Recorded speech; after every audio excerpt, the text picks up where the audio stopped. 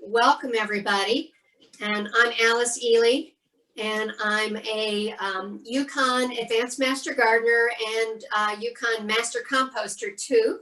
So obviously I love playing in the dirt and love giving talks about ways that folks can garden on their own terms and make the world a better place. So this talk tonight is sponsored by Wakeman Town Farm. And for those of you who are new to us, Wakeman Town Farm is a community farm in Westport, Connecticut. And we serve as a model of sustainable practices for the community, and especially in the area of farm to fork, as we say. We have, when we are fully open to the public, which sadly is not at this moment, but we hope as the weather warms up that we will be able to begin welcoming small groups back again to the farm. We have programs in cooking for adults and kids. We have all kinds of kids programs year round, and especially in the summer.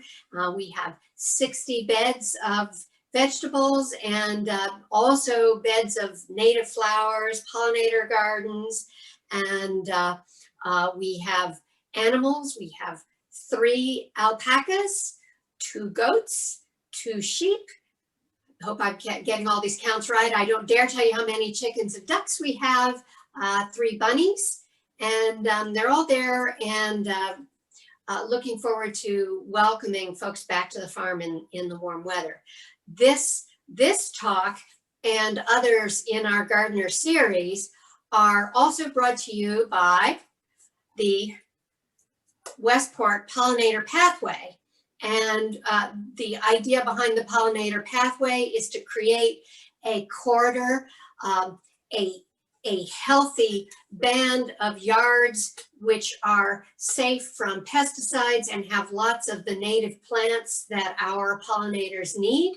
And to that end, that we put together talks like this to tell all of you about how to grow more natives in your yards. So that's enough of the advanced talk, and now I'd like to get started on talking to you about tonight's project. So first of all, I hope that you each received the little list of materials, and if you're sewing along with me tonight, I hope you have everything to hand. We're going to take a few minutes right now to walk you through the different supplies. And Paul Rossi is another wonderful farm volunteer like me, and he's facilitating tonight. And I can't see your chats as I'm talking, but Paul can. And Paul, we'll answer as many questions as you have at the end of my talk. But if you have a kind of a pressing question that you're hoping for an answer for while I'm talking, put it in the chat, and Paul will give me a shout out and tell me what the question is. Okay. And the other thing in terms of housekeeping that I want to mention is you'll notice we are recording tonight's talk for folks who wanted to attend but perhaps couldn't make it this evening. And that will be available, and the link will be posted afterwards on the Wakeman Town Farm site. So now I'm going to get started and talk to you about all the stuff that I have on my table here.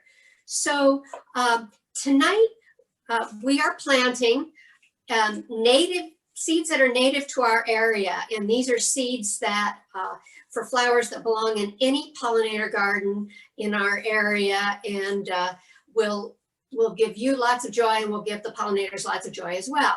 So I hope that you all received, I was sending seed packets out as recently as yesterday, so I don't think that those probably made it into your hands, but most people got their requests in time, and I sent out packets of seed. So you should have gotten 3 packets of seed, and they are for New York Ironweed, Coastal Plain Joe Pye weed, and also milkweed. One of the things you might notice is all these have weed in their names, which is really quite unfair to these very nice garden plants. One of the reasons that the common names for these plants have weed in them is because our dear settlers, when they were first farming the land, when they arrived in this country, they looked on anything that they hadn't planted there that was growing in their farm as a weed. And they came up with they've never seen, these are plants that are native to us here in North America, new for the most part to the settlers, and so they had to come up with names. So naturally, they put weed in most of the names. So don't think badly. Someday we'll do a marketing campaign and give these lovely natives more elegant names, but they are straightforward names named by the probably by the settlers. Anyway, so that's why you have New York Ironweed. Coastal Plain is a variety of Joe Pye weed, and swamp milkweed. So that's what we're going to be planting.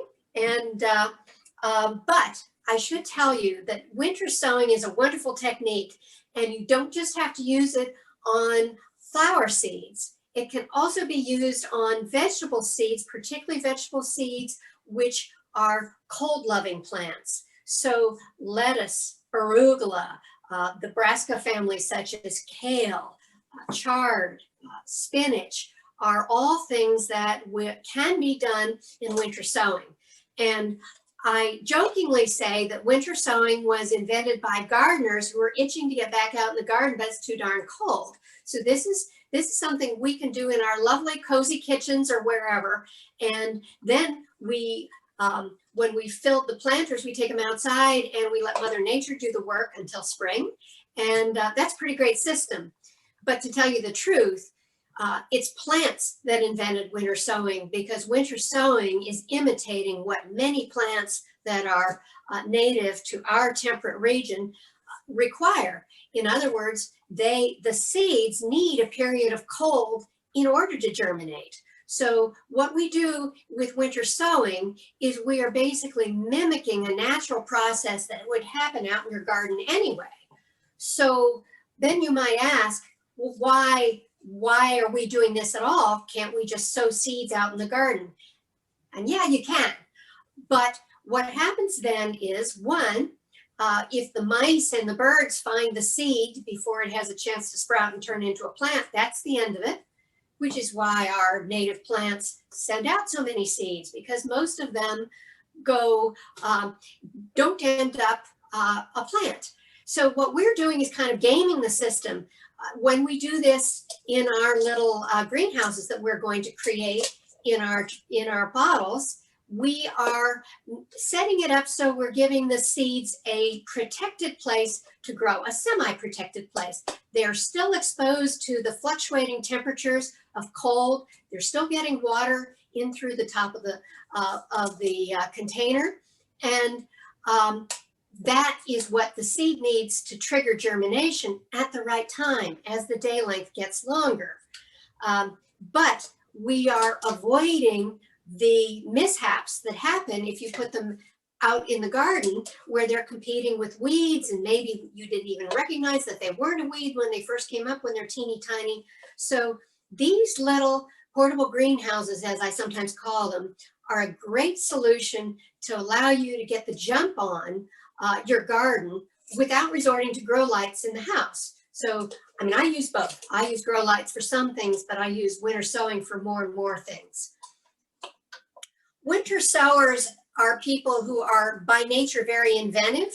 And I know that I suggested to you to start saving plastic bottles. And I really like using plastic bottles for this. If you've got a gallon milk jug, if you've got a half-gallon milk jug, if you have a 1 liter seltzer bottle, if you have a 2 liter soda bottle, as long as it's not dark colored or green or something, you've got something that you can use as a container. If you had opaque milk jugs, that doesn't work, because the whole idea is we're letting light in.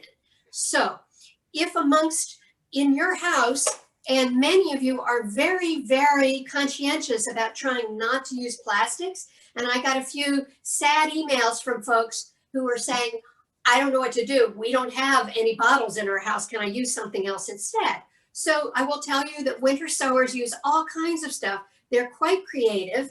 I can show you a few other things that can be put into service. Now, this type of tub is okay. It's not as deep as you can make a bottle, so it isn't great, but it'll serve.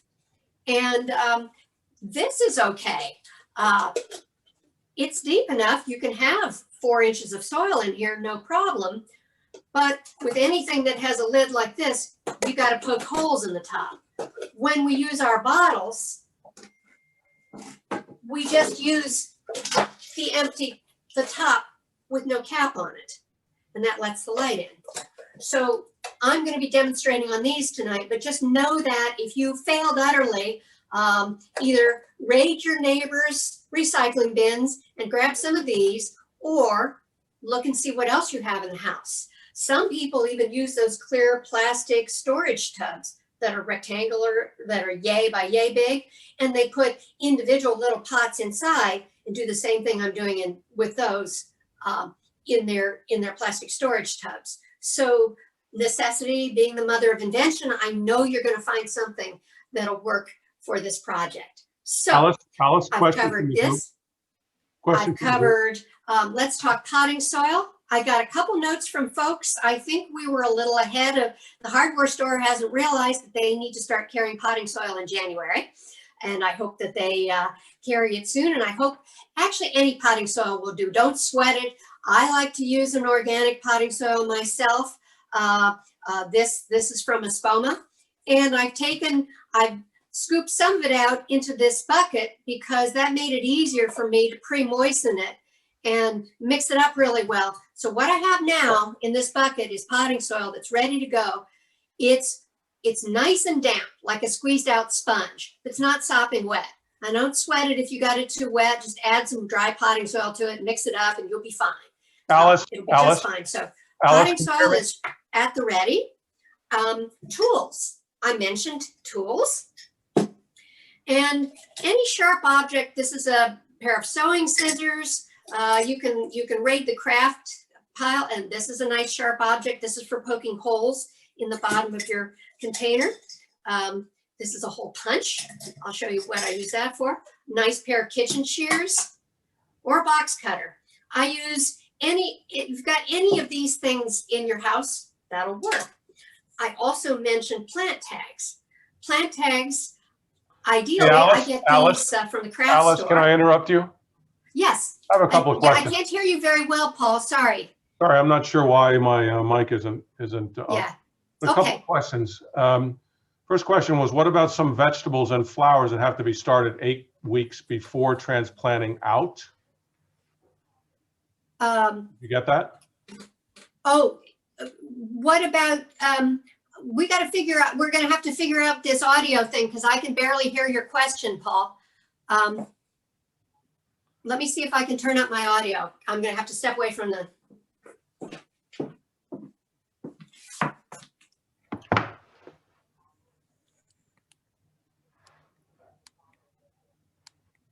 Paul, say something. Can you hear me now? I don't think that's making a difference. Well, just get as close to your mic as you can. Okay, so you said some folks had some questions about transplants? Yeah, the question was, what about plants that need to be, vegetables and flowers that need to be started 8 weeks before transplanting outside? That you would be, in most cases, a plant like that is a great candidate for winter sowing. So the only plants that are not great candidates for winter sowing, or if you do use winter sowing, you'll have to start a lot later because they're very frost sensitive. An example would be a tomato. Tomatoes come from hot countries and originally. If you've got a plant that likes hot weather like peppers, tomatoes, or maybe a zinnia, if you started those in a winter sowing type jug, I would tell you to start them at most 2 weeks before the last frost date. So you would still be, if you didn't have a light set up inside, you could still start them in your jugs. But if while they were just germinating, because they'll germinate pretty fast, they got hit with a 30-degree night, they would be toast. Whereas most plants can take a 30-degree night when they're protected in one of these things. So in general, if the seed packet says start 8 weeks before last frost date and transplant, it will probably do quite well in winter sowing. The cooler weather ones you start first. Lettuce is good to start. As arugula, any cool weather crop, good to start first. Other things, I would push it out a little bit closer to the last frost date. So for example, last spring I experimented and I started some warm weather, some tomatoes and some zinnias on March 15th. They did not make it. But some things that I started on April 15th did make it. And they were still, what happens is when you start them in this method, there is a hardening off process that is happening naturally, which helps the seedling be more robust when you ultimately transplant it in the garden. So, okay. So one more question, if you can hear me. Yes. The question around potting soil. Are you using potting soil or seed starter? And is it good to mix vermiculite into the potting mix to keep it from compacting? You can use seed starting potting soil if you like. That's just fine. Vermiculite in here is just fine also. That's okay. Okay. Thank you. And I just saw somebody ask, can they use white milk jugs? No, because they are opaque. They don't let light through them. This is a translucent milk jug. It lets light through. That's okay. But the solid white ones, it's no good because the light can't pass through the plastic. Okay. So we're going to prepare a bottle now. So I showed you earlier, this is my demonstrator bottle. And you can see we are going to be cutting all the way around, except this is very important for a hinge. This allows you to flip it open and shut. We are going to be poking holes in the bottom, and I'm going to take you through all this.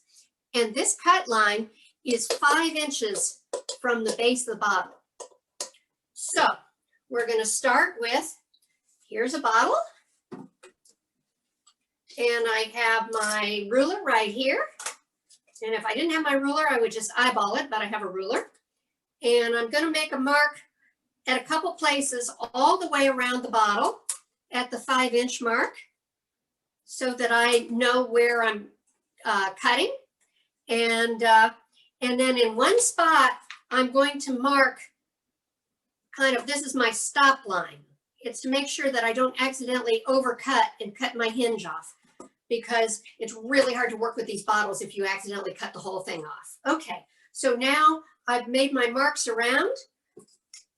I like to use this case cutter type to start my cut with. It's faster. You could use just a straight edge razor or something like that, single edge razor. And then I just take my shears and I just start cutting around. So if you're doing this along with me, you can do your cutting around right now like this. I'm just cutting all the way around the bottle till I get to my stop mark, and then I know that I've left my hinge. Okay, now I've got my hinge. And now I'm going to do my holes in the bottom. And to do that, I have my sharp implement right here. And like I said, you can use almost anything. People use soldering guns for this and just melt a hole in it if they got it. I don't have one of those, so I use this. but I just poke it in, and then notice I kind of twist it around to enlarge the hole. So what I've got is a hole that's about 1/4 of an inch big, and I made 5 of them. 5 is about the right number of holes for something this size. If I had a gallon container, I would make maybe a dozen holes, because you got more surface areas.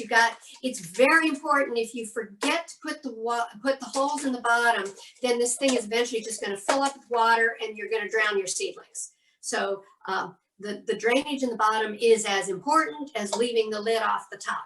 The rain will come in and the excess will drain out the bottom. So all very good. So the next thing you're going to do, you've got your holes in the bottom, you've got this, you get I usually, when I'm sowing these things, I kind of do one at a time so that I don't accidentally mix up my seeds. So what we're going to put in this one is New York Ironweed. Now's the marking part. Now, I like these tags. I put them inside with the plant. I also write what it is on the outside, because it's easier when you're just peeking in, it's easier to see what's written on the outside.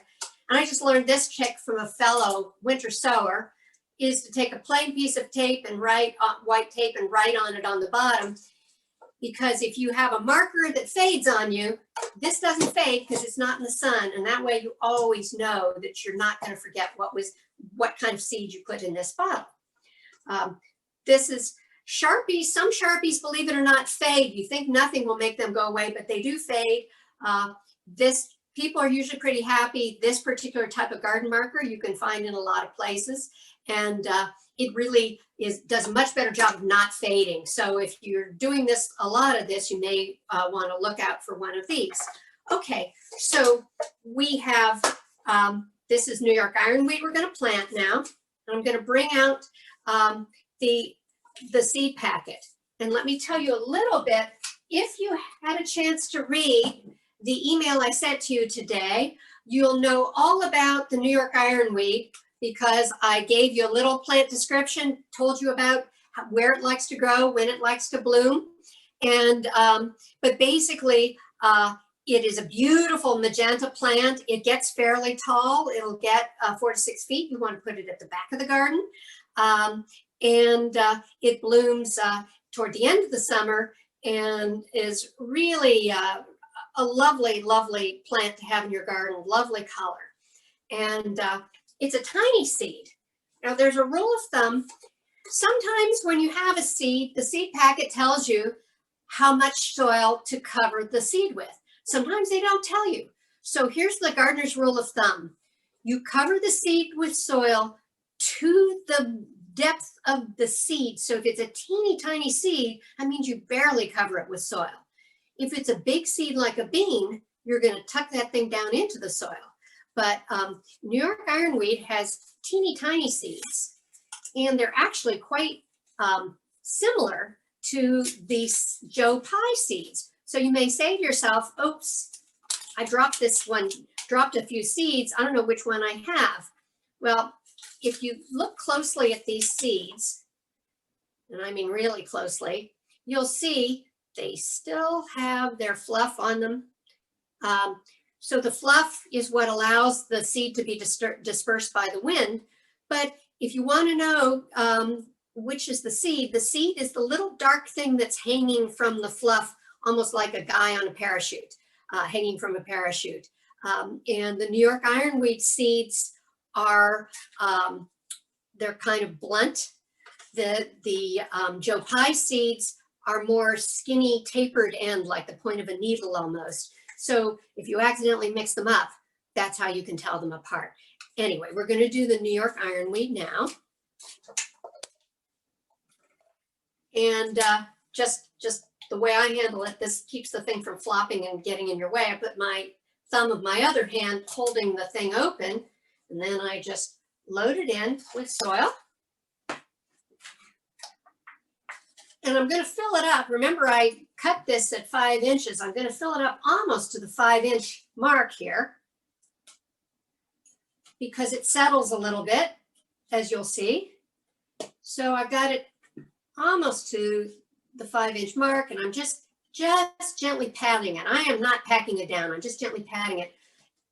You want the soil to be porous and not packed down because the water is going to flow freely through it. Okay, so now you should have received approximately 20 seeds.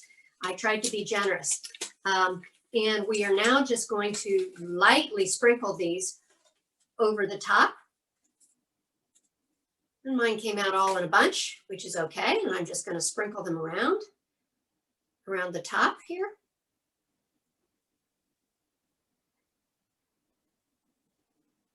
Seeds want to grow. They're actually pretty forgiving. I once found somebody's took a class, and I guess they dropped one of theirs on the way home, and we found it lying by the curb where it had lain all winter on its side, and the seedlings were still coming up. So it had laid there all winter on its side. It hadn't even been getting the right amount of sunlight or rain, but those seedlings were still trying to come up. They're good that way. Okay, Alice, so can you talk about which seeds you said are deer resistant? oh yes, all of these are not deer favorites, and I know because I have a torture test going on in my own yard, and Gordette is her name. The deer and her twin babies were residents of my yard, and they really don't like these plants. I'm not telling you that they never eat them, because if they get hungry enough, they will eat almost anything. But in general, we don't have a problem with deer with these plants, which is another reason why we chose them for this class.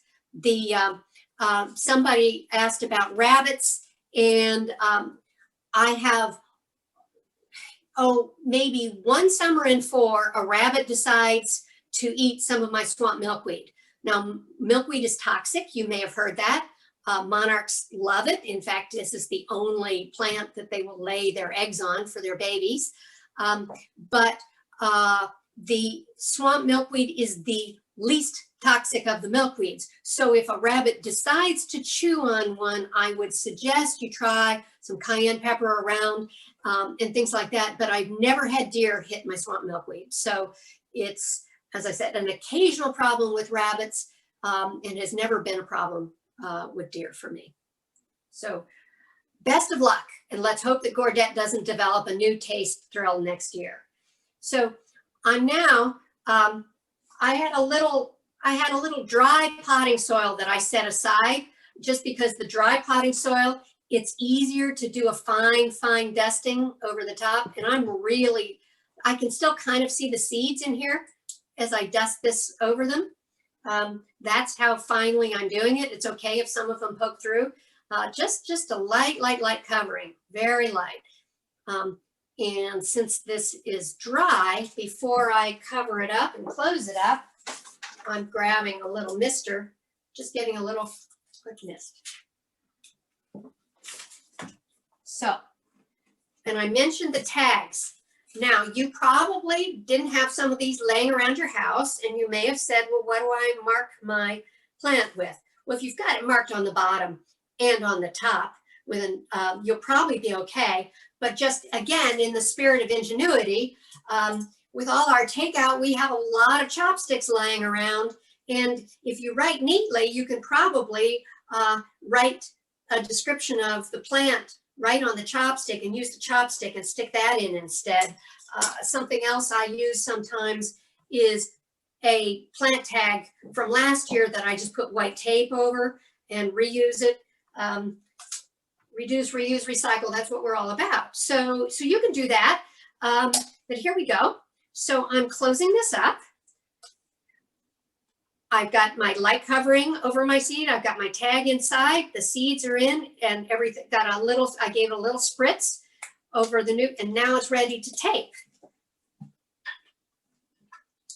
So the easiest way to tape it neatly is that I usually take a small piece of tape and just kind of get the edges all lined up, position it in here, and then I'll take a bigger piece of tape and bring it the rest of the way around. Okay. So now it's all sealed in. And this is just regular package sealing tape. Nothing fancy. I also wanted to show you a second trick for sealing. I just learned this trick from another winter sower. So instead of using the tape, he just does this.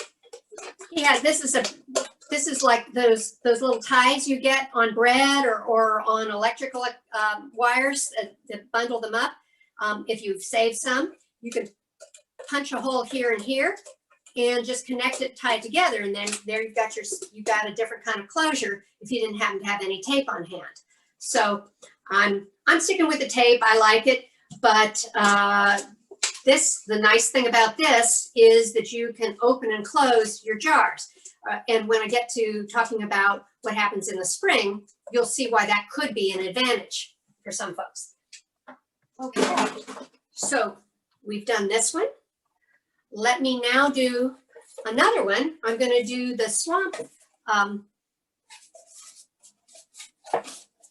Yeah, I just saw somebody made a good point. Some people use duct tape if that's all they have, but the idea is to let as much light into these as possible. So the clear tape is a little bit better than the duct tape. Okay, so for this one, I notice I haven't put the holes in it yet, but I did put my label on the bottom. So it's a little bit bigger bottom, a little bit bigger surface area. So the other one I had 4 holes. This one I think I'm going to do 6 holes just to make sure I've got enough drainage. And always remember, get your holes in before you put the dirt in, because it's really messy if you've already got dirt in here and you try to put it on its side. So, okay, so it's ready to go now. Again, I just kind of grab it this way with one hand, with my free hand, and then load it up. You'll see this container is a little bigger than my other one, than my 1 liter. The half gallon is a little bigger. We'll hold a few more seeds. So I could put, maybe I'll put about 25 seeds in this one. It's got the room. Now I mentioned about wanting to have a fairly deep amount of soil in our container, and you will see their little roots shooting down even before there's hardly any leaf activity at all. You'll see the shoots, the root shoots starting to go down. So you're giving them a nice start on life by having this nice root depth in your pot. Okay, so this is what's up here. We have the milkweed, and actually I'm going to use my packet right here.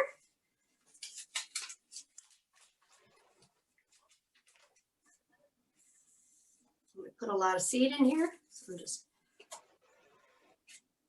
spreading it around so they aren't quite on top of each other.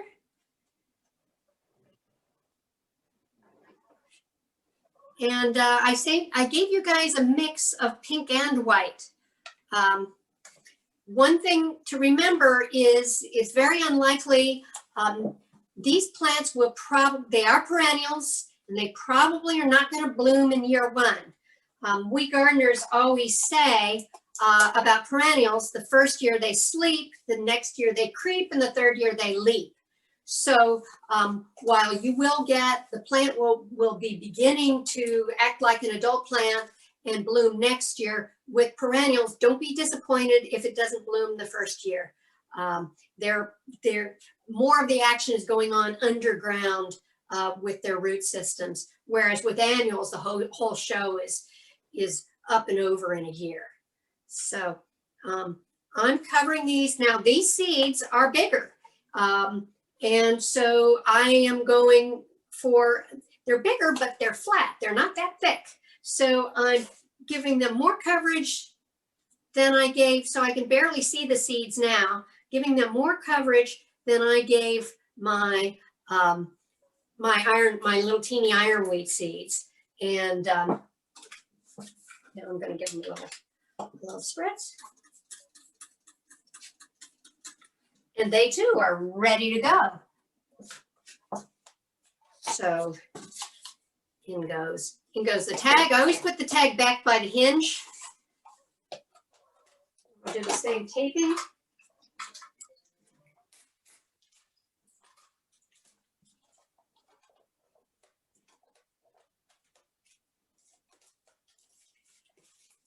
Now I'm going to do I will do the last, my Joe Pye. I'm not going to plant with you now. I'm going to do it later. But one thing that I want to make note of on the Joe Pye is the Joe Pye seeds are even tinier than the ironweed seeds. So those get even lighter dusting. They need a little bit of light to germinate. So it's perfectly okay with Joe Pye if you can still kind of see the seeds. And the little fluff that the seed is attached to is called pappus, and it's perfectly okay to leave the pappus on the seed. You don't have to clean it off. When you get seeds in a nice pack, they have all those nice mechanized equipment to clean every little bit of seed chaff away and debris. When we're doing it by hand, it's a little bit less perfect, but it works just as well. So I've got these bottles ready. Now I'm going to tell you about where to put them and what you're going to do. It's important not to overbaby these. Some people say, "Oh, well, I put it on my deck, you know, close to the house." Not what we want to do here. We want these to pick a spot in your garden where they are in full sun, winter sun. Remember, the leaves are off. There should be plenty of sun in your garden. You want lots of sun because the work of germination happens because of the sun. So we want to make sure there's someplace where sun, and also make sure there's no overhang or anything that would impede water getting inside. So they're just going to get natural watering. It is perfectly fine if we have a foot of snow and you can't even see your bottles out there. They will be doing their thing. And in fact, the seeds will not really begin to germinate until the day length is right, until the temperatures start to rise, and then the seed is programmed to know the right time vis-a-vis the weather, because they are native to this area. They know the right time to start sprouting. So typically I see signs of life around April 15th, and I mean maybe just the tiniest peak of the little root shoot poking out or something like that is all you'll see, and then things start to cook. Sometimes literally. So the other thing that I wanted to mention to you is when you put them outside, particularly if you have rambunctious dogs, or maybe your surface, ground surface isn't totally flat, you don't want these falling over, because then the soil will fall sideways. It's not so great. So you can, when you put them out, maybe you put a couple bricks around them, or you could run some tape or string around to kind of tie them together so they're all a unit. All of those things will work. Now I found this and repurposed it. This was something that came from the nursery that held a bunch of pots, and I cut out the bottoms, and this is an absolutely great tray that I just set them all in, and they don't budge, and they're all tidy and nothing falls over. But you can use anything, rocks, whatever, just something to prop them up and make sure they're upright. And then this is the set it and forget it part. You've got them out there, nothing's going to happen. The time to start paying attention is after the sprouts have started to show. And that's when temperature variations become more critical to the little plant. What I do is I tend to say that when that first day comes, when you're like, oh my gosh, I could be wearing shorts today, and it's maybe above 75, things are going to be getting very toasty in here because of the greenhouse effect. That's the time when you're going to want to come and just slit open. Don't cut your hinge, but cut along that seam so that you can flip the top back again. And you can leave it out there with the top flip back. It'll be fine. But from the point that you cut these tops open, then start paying attention to the overnight temperatures, because if they're saying, you know, this is probably, you're going to probably be cutting these around April 15th. And that's when she starts to say, maybe it's getting down to 30 at night, but it's not getting down to 18 degrees. It's getting down to 30. Well, if they're just sitting, what I generally do is I will flip their lids back on them again. And that's enough protection for a 30-degree night. These plants are already acclimated. Remember, they sprouted in this temperature. So I kind of keep an eye on that and flip their lids back if I know it's flirting with frost. Otherwise, they're okay to just sort of sit like this with their lids propped back. So that's, by the way, remember I said, you know, I use that plant marker to help prop the lids back. It keeps it all tidy and everything. But if I need to, then I just flip it back over again and close it up. So that's the TLC that they need. And let's say we have one of those freaky early springs where it's quite warm for several days. You might, at that point, you might need to give them a little supplemental moisture if it hasn't rained. Just a little gentle. I have this nice little gentle type of watering can that I would give them a little drink if I notice that it's starting to dry out. So, you know, with seedlings, that's when you need to pay attention, because a little bit of cold or a little bit of being dried out can seriously weaken that little plant to the point that it can't recover. So you're paying attention to them once they show their heads and the weather starts to warm. In the email that I sent you today, you'll see that there's a picture of what they looked like when they came out, and you can see the little sprouts sticking up, poking up. Now I let them stay, and the seedlings will start crowding each other, and that's okay. I kind of wait until they're strangling each other, which is usually around May 15th. And at that point, I will take these guys and I'll basically dump them out, just upend them, and then gently start teasing apart the roots for the different plants. And then I pot them in individual small little pots. People have been known to use tough love and take those little seedlings and stick them straight in the garden, but I like to give them a little bit more TLC before I put them to fend for themselves in the garden. And it also, when they're that tiny, it's really hard to avoid them when you're doing the first big weeding in the garden. So I will leave them in pots for another 3 weeks or so until they're starting to look robust, and then I'll move them out. Or if I'm busy, I'll leave them a little longer in their little pots before I transplant them to the garden. It's a gradual process, which is true with anything that you start from seed in terms of nurturing it to the point where it can go it alone. Having them in those little pots makes it easier for me to keep an eye on them and monitor their water. And so that's the basic story of these of how you do your winter sowing. And I'm ready for questions if you have them. Alice, I'm going to, I'll open the mics. Great. But a question was posed that I will interpret, I think. The question around moisture over the winter when perhaps we don't have snowfall or rainfall. In general, do we have to worry about adding moisture to the bottle itself, or pretty much it takes care of itself? That's a great question. And there's an easy way to check. Yes, if we had a long period where there was no precipitation whatsoever, if you look outside, you'll see that there's condensation inside these bottles. The condensation shows up within minutes of when you take it outside.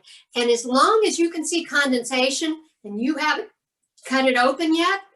It's got enough moisture for a seed that hasn't germinated. It's got all the moisture it needs in that situation. So it seems highly unlikely that under those conditions, even with no precipitation, you would need to add water. But if you do look out there and you're like, oh my gosh, it's been awful dry and there's no condensation, then I would take, something like this. Just either you can take your, this is good. You can just take your mister and go in here and just spritz, and just help rehumidify things that way. And that would be all you need. I think you can see the questions, but I have a question that hasn't been asked unless I missed it. Where do you want to place these bottles outside? South facing, exposure? Ideal, yes, south facing would be ideal, because then you've got all the winter sunlight that you can get. So yeah, south facing is good, but not so sheltered. Don't pick a spot that is so sheltered. You want it to go through those changes of, thaw, freeze. That's part of what the seeds need to wake up. So. There's a question there about cold tolerant vegetables. Can you see? What's the question about vegetables? Can the cold tolerant vegetables also go in the winter garden the same way? Yes, in winter sowing, yes. Cold tolerant vegetables are excellent candidates for winter sowing. So anything in the brassica family, from Brussels sprouts to kale to collards, and also chard is very good for this. Arugula is excellent, and I mentioned lettuce, spinach, anything that is more of a cool weather crop is perfect for this. I see somebody has successfully winter sown onions also. Well, that makes a lot of sense. Yes, because onions, you could do it. Yeah, you have to be a little gingerly with transplanting onions, but that would work.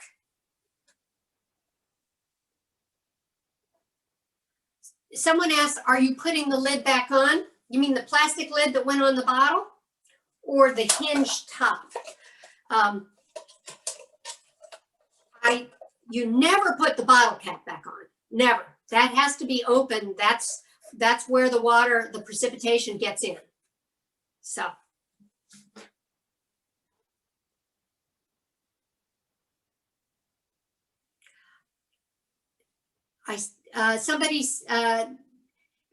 I'm trying to read the chats as they go by. So if I miss one, just speak up, unmute yourself and speak up. Let's see, somebody, to reiterate, most of our perennials do not flower in their first year. So don't be disappointed if they don't flower for you.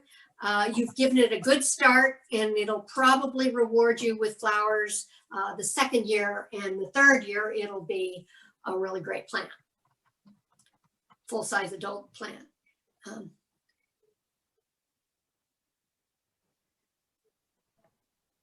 Alice, this is Marie Gross. Do groundhogs or rabbits like milkweed seedlings? Well, we were talking about rabbits earlier, and I mentioned that in the case of swamp milkweed, which is the least toxic of all the milkweeds, once in a while you get rabbit damage. I have never had a groundhog go after milkweed, and I only occasionally have problems with rabbits.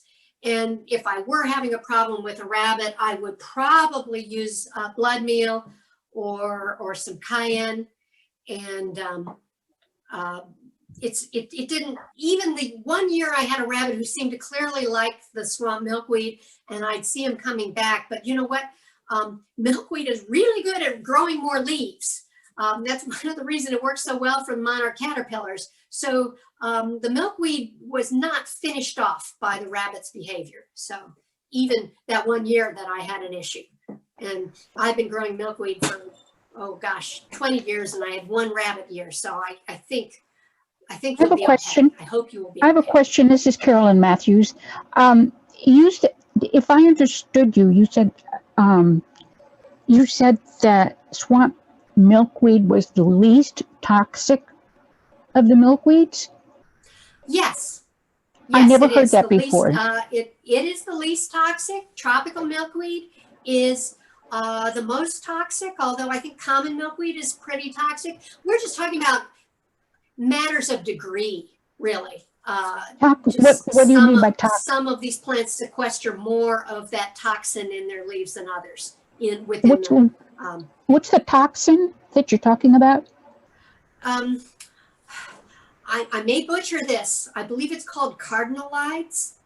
It is a chemical that will that is powerful enough to stop to give a mammal severe indigestion, and and an insect that isn't adapted to eat it would die from eating it. So it's okay. Thank you. But it actually makes the toxin makes monarchs healthier, if you can believe it. So, Alice, okay, thank you so much. This is excellent. This is Cheryl Roundtree.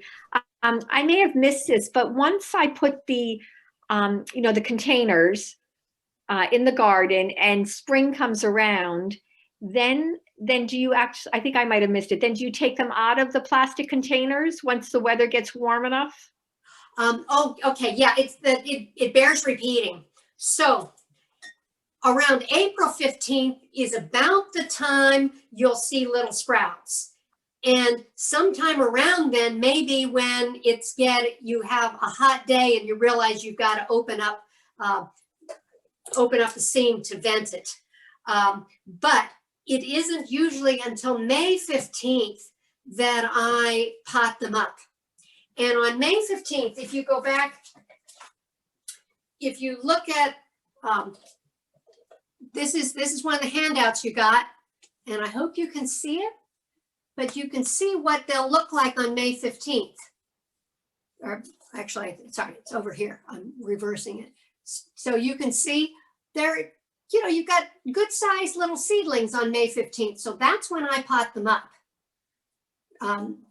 or thereabouts. And I pot them up into pots that are maybe this big. You don't want to put a teeny tiny seedling in a giant pot like this. It's pointless, and you may accidentally overwater it as a result. So a pot this size is better for that. So I give them the individual pots, and I let them grow a little bit more before I put them in the garden. June, and some years I get a little bit behind, and if I have some perennials that lasted in their little pots until later in the season, I may just pot them up one more time and plant them the following year where I want to put them in my garden. So it's a very forgiving method that way. Thank you so much. Thank you. Alice, I'm going to ask a quick question. Go ahead. Oh, Yes. Sorry. Go ahead. Alice, my name's Julia. I have a question. I ordered some native plant seeds. They haven't arrived yet. When is the latest that I could start this process? Oh, what a great question. Okay, so in general, you can probably get away with doing this into the latter part of February. You've got to have 30 days of pretty consistent cold for most natives. There is, and I meant to tell you, let's see, did I bring it here? Okay, so there is a native seed plant company called Prairie Moon. And if you look at the native seeds that they offer, this is very convenient. You can see a germination code. They have germination codes. If you see C30, that means that it needs at least 30 days of cold It's called stratification. Some people do it in the refrigerator instead of winter sow. That means 30 days is the minimum. You will see some seeds that say C60, and that means 60 days. They have to be cold for at least 60 days to germinate. So if you ordered some and the seeds haven't come yet, look and see if they gave you the stratification, or if this, I don't know who you ordered them from, but you can always go online and see what Prairie Moon says about that particular seed. And that's your cue. If it says C30, you could get away with it into even maybe late February, unless we have a freakishly warm March, which who knows. But you could probably pull it off. But if it said C60, I'd say you better get it in the ground, or excuse me, in your jugs pretty soon. Great, thank you so much. I actually ordered from Prairie Moon Nursery, so that's great. Great, yeah, you can. It'll be right on the packet for you. Great, thank you. I have a somewhat a side question. Yes. For you or for the people who are watching this. I live in Massachusetts, and the seed places that I order from have all run out of seed. Oh. Are there places, does Prairie Moon tend to have seed? Do you know? I think their stocks are pretty good. I noticed Johnny's Seeds has closed to all but the commercial trade now. They're Right. already. And Fedco has also. Yes. There's a seed. Now you're up in Massachusetts. I'd invite you to the seed swap at our farmers market this Thursday, but I think it's a long drive. Yeah, it is. A lot of libraries have seeds now, seed libraries in the libraries. And maybe if you look around, and I noticed on Facebook, there's a lot of seed swapping going on. And I meant to mention to you earlier that there is a winter sowers group on Facebook, and it's a lovely group of people, and they really are knowledgeable. They all love doing this, and a lot of them will winter sow darn near anything. They're great experimenters to see if it would work, and some of these folks do hundreds of jugs a season. So it is, and they have wonderful resource files that you can go back through for questions. So if you get into this a little bit more and have more questions, that's a great resource. And Thank you. I want to say hello, Sephra Alexander, my buddy, my partner in Seed Mania, is here today with us, and she is the wonderful person who helped harvest in the wild some of these seeds that you now have in your hands tonight. Sephra's group, the Ecotype Project, is going out into the wilds of Connecticut and harvesting these plants as they grow in the wild, and that means they are native ecotype. They are born to be grown in this region with us. And it's a special opportunity that we were given these seeds from the Ecotype Project, thanks to Sephra. Sephra is extremely knowledgeable about these particular varieties. And if you go to Sephra, I think I saw it, maybe you posted in the chat, the link to the NOFA site for the Ecotype Project, where they have PDFs with information about each of these seeds on the site, as well as some other native types that you can grow. So it's a wealth of information, and Sephra has been a wealth of information to me in learning about these native seeds.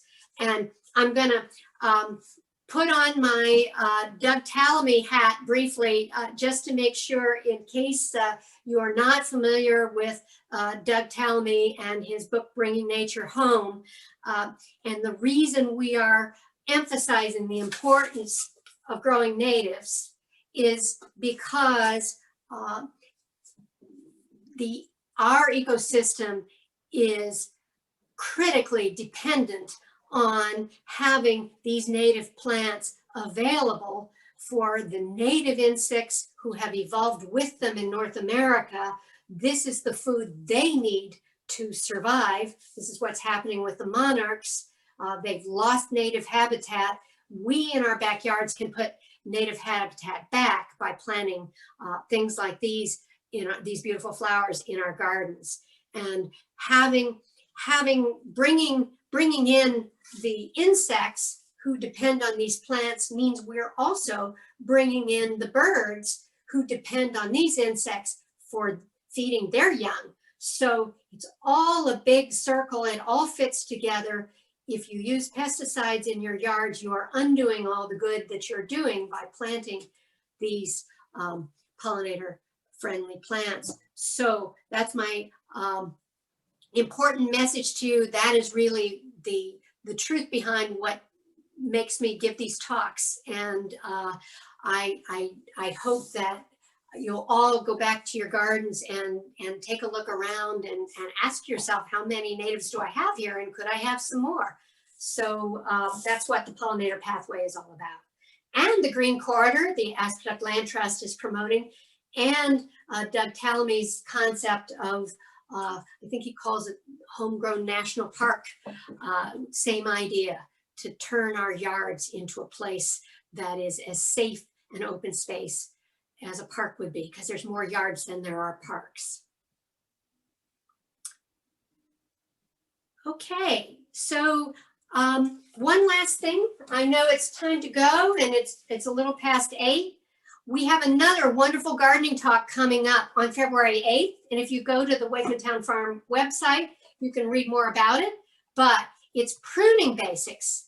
And this is my great partner in crime, Natalie Fontaine, and she is a whiz at pruning, and she is going to demystify pruning right before everybody should be going out and thinking about things to prune. So I hope you guys will look into that talk as well. Any more questions? Think we're good? Alice, thank you very much. Oh, I see one Thank you, question. thank Any you. seed sourcing suggestions from Connecticut? There's Shepherd's Kitchen Garden seeds. Zephyr, are you still on? Can you suggest any Connecticut seed sourcing recommendations? That's what we're working on at the Ecotype project, is making these more available. But Earth Tones may have some seeds as well, and hopefully we will in the future. But Wild Garden Seed has a lot of great ecotypes for Maine. That's also in our eco region, and Native Plant Trust can be a resource with their sales. But hopefully in the future, the Ecotype project will have more seed available for the Connecticut market. But as of right now, there aren't really that many great resources for seeds. So that's what we're working on. Great. Okay. I think that's it, Alex. Well, it was wonderful having all of you here tonight. It means so much to see all the interest in winter sowing. Shoot me an email if you forgot to ask a question that's a burning question. And thanks again for joining us. Alice, thank you for sharing your knowledge. We appreciate it. Have a good evening, everyone. Thanks, Alice. Thanks, Alice. Bye, everybody. Bye, thank you. Bye-bye.